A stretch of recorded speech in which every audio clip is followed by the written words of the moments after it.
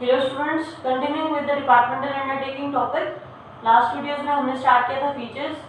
आज हम कर रहे हैं आपके merits and demerits of departmental undertaking. सबसे पहले बात करते हैं आपके पास मेरिट्स ऑफ डिपार्टमेंटल अंडरटेकिंग को शुरू करने से पहले एक ब्रीफिंग मैं आपको दूंगी।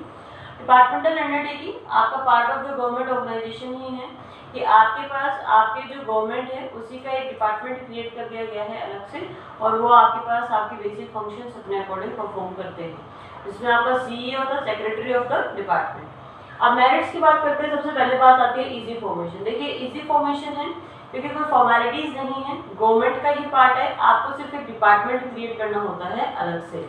कोई हार्ड एंड फास्ट यहाँ आपके पास चीज़ें नहीं है, इसी वजह से कहा जाता है कि इसकी जो फॉर्मेशन है वो आपकी इजी होती है। नेक्स्ट है इफेक्टिव कंट्रोल। सारा का सारा कंट्रोल आपके पास आपके मिनिस्टर के हाथों में रहता है, आपका पार्ट ऑफ द गवर्नमेंट ही है, तो जितनी भी वर्किंग है वो सारी आपके पास स्ट्रिक्ट कंट्रोल के अंडर में रहती हैं, और आपके पास जो डिपार्टमेंट है, मिनिस्ट्री जो है, वो सारा का सारा उसके ऊपर उनकी वर्किंग के ऊपर एक चेक रखते हैं। इस वजह से जो आपका कंट्रोल है वो आपका इफेक्टिव रहता है। थर्ड है increase in the government income. किस तरीके से होगा, देखिए जैसे आपने देखा होगा जो लोग एक जॉब के साथ साइड बिजनेस करते हैं तो उनकी इनकम बढ़ जाती है। सेम वे गवर्नमेंट का अपना तो है ये सारी चीज़ें, आपके पास और तरीके काम करने के, फंडिंग का या लोन्स का जो भी है, बट एक डिपार्टमेंट है, अब वो अपने फंक्शंस परफॉर्म करेगा तो वहाँ से जो भी रिवेन्यू आएगा वो गवर्नमेंट की ट्रेजरी में आपकी गवर्नमेंट की इनकम को ही बढ़ाएगा। जैसे रेलवेज़ की अगर हम बात करें तो रेलवेज़ में आपने देखा होगा रिजर्वेशन है, ट्रेन टिकट्स हैं, तो वो सारा रेवेन्यू आपकी गवर्नमेंट की पॉकेट में जाएगा, तो उस तरीके से आपका जो गवर्नमेंट इनकम होता है वो आपका इंक्रीज होता है। नेक्स्ट है decrease in the tax burden. देखिए आपके पास टैक्स जो होता है गवर्नमेंट आपकी पब्लिक से कलेक्ट करती है, आपके पास किस लिए कलेक्ट करती है, ताकि गवर्नमेंट के पास फंड आए और वो फंड आपके पास अल्टीमेटली पब्लिक के ऊपर ही स्पेंड किया जा सके। अब अगर आपके पास ऑलरेडी इनकम इतनी आ रही है कि आपको और ज़रूरत नहीं होगी, तो ऑब्वियसली बात है आप टैक्स को रिड्यूस कर सकते हैं।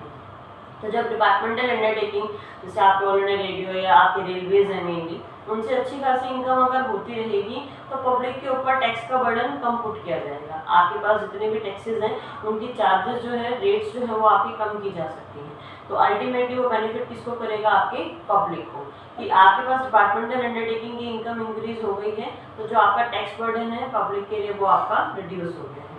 नेक्स्ट है इजी फाइनेंसिंग। देखिए लोन्स की यहाँ ज़रूरत है नहीं कि पब्लिक से बोरो करना है, कोई फॉर्मेलिटीज़ करनी है। इजी फाइनेंसिंग इसी वजह से है क्योंकि सारी की सारी फाइनेंसिंग जो है वो आपके गवर्नमेंट करती है, आपका सारा का सारा फंड जो है वो आपकी गवर्नमेंट अवेलेबल करवाती है। नेक्स्ट है proper utilization of funds. Proper utilization of funds कहने का मतलब होता है कि पूरा का पूरा इफेक्टिव कंट्रोल जो है वो कंसर्न मिनिस्टर्स के हाथों में रहता है, और आपके पास पूरा अलोकेटेड तरीके से आपके फंड्स को यूज़ किया जाता है। आपकी कोशिश की है मिनिमम से मिनिमम वेस्टेज रहे आपके फंड्स की, और जितने भी आपके पास फंड्स को अलोकेट करना है वो प्रॉपर्ली यूटिलाइज हो। जैसे आपने देखा भी है बजट जब आता है तो बजट में चीज़ें अलोकेट की जाती हैं, तो किस तरीके से कोशिश की जाती है कि आपका मिनिमम आपके पास वेस्टेज रहे आपके फंड्स का। अब डीमेरिट्स आ जाते हैं। Every coin has two faces. एक फेस हमने पढ़ लिया जो कि पॉजिटिव साइड था, अब हम दूसरा फेस देखते हैं जो कि नेगेटिव तरफ होगा। सबसे पहले आता है lack of prompt action. Lack of prompt action की जब हम बात करते हैं तो आपके पास आपकी सारी की सारी पावर गवर्नमेंट के हाथों में रहती है, वो मिनिस्टर अपना ही सारा रूल चलाएगा, मिनिस्टर को सारी आपकी पार्टीज जो है वो इफेक्ट करेंगी। उस केस में वहाँ पे अननेसेसरी डिलेज होंगे, आपके पास अननेसेसरी परमिशंस के चलते आपके पास हिंड्रेंसेस आएंगी, तो वहाँ पे वो जो जल्दी में हम एक अपना खुद के बिहाफ पे एक्शन ले सकते हैं वो चीज़ नहीं होती। पिक्चर दिखने में तो है कि डिपार्टमेंट क्रिएट किया गया अलग से, बट उस डिपार्टमेंट को बाकी सभी लोग इफेक्ट करते हैं, तो वो चीज़ें जो है वहाँ पे प्रॉम्प्ट एक्शन आपका नहीं हो पाता। नेक्स्ट है लैक ऑफ फ्लेक्सिबिलिटी। यहाँ फ्लेक्सिबिलिटी यानी कि डिसीजन मेकिंग पावर अपने अकॉर्डिंग काम करने की फ्रीडम बिल्कुल नहीं होती है। रिजिडिटी होती है कि जिस तरीके से गवर्नमेंट के इंस्ट्रक्शंस आएंगे, हायर ऑफिशियल्स के इंस्ट्रक्शंस आएंगे, उसी के अकॉर्डिंग आपको काम करना है। फ्लेक्सिबिलिटी जो होती है वो बहुत ही यहाँ पे आपकी रिड्यूस हो जाती है। Next comes lack of incentives. देखिए अगर मैं आपको बदले में कोई चीज़ें ना दूँ, आपने अच्छा पढ़ा और मैं आपका अप्रिशिएशन नहीं दूँ ना, नेक्स्ट टाइम आपका हो सकता है वो पढ़ने का लेवल थोड़ा कम हो जाए, मैम तो अप्रिशिएट ही नहीं करती हैं, या आपने प्रोजेक्ट अच्छा बनाया मैं और आपको अप्रिशिएट नहीं करती हूँ, नेक्स्ट टाइम आप नेक्स्ट प्रोजेक्ट में उतने अच्छे एफर्ट्स नहीं पुट इन करेंगे। रीज़न भी कि आपके पास आपको इंसेंटिव ही नहीं मिला, आपको कुछ मिला ही नहीं आपके एक्सचेंज ऑफर में मोटिवेशन के लिए। तो सेम वे यहाँ होता है, जो ऑफिसर्स होते हैं उनके पास दिखावे के लिए पावर्स तो हैं, बट वो एक्चुअली में उसको यूज़ नहीं कर सकते हैं। तो उस केस में उनको क्या लगता है कि क्या फ़ायदा, हम इतने एफर्ट्स क्यों डालें जब हमारे पास चीज़ें हैं ही नहीं। तो वो इंसेंटिव्स अल्टीमेटली उनका क्या है, मोटिवेशन सोर्स जो था वो कम हो गया और वो फिर अपने एफर्ट्स पुट इन नहीं करते।